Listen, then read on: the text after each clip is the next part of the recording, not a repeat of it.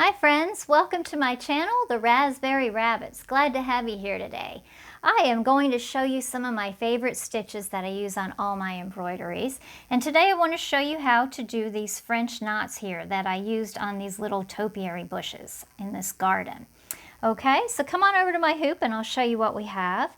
I am using one strand of Valdani size 12 pearl cotton. I love Valdani because of all the variegations in it. It just is so pretty when you stitch it out.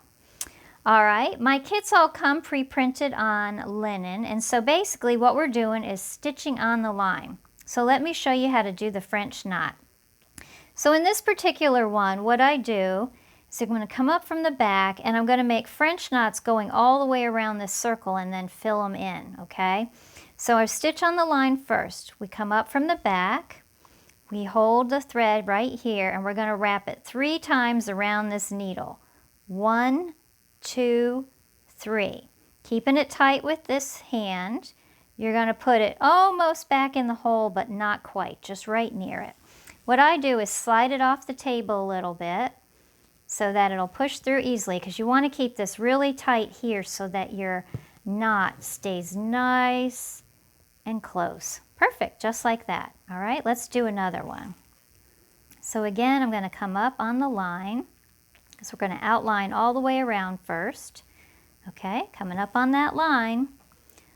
This hand, hold it tight and wrap it 3 times around the needle. 1, 2, 3. You're going back down, almost in the hole, but not quite. Keeping it tight with these fingers. And there you go, there's another knot.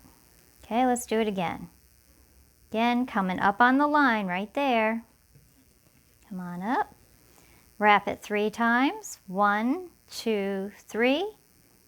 Going back down. Keeping it tight. That's the most important part.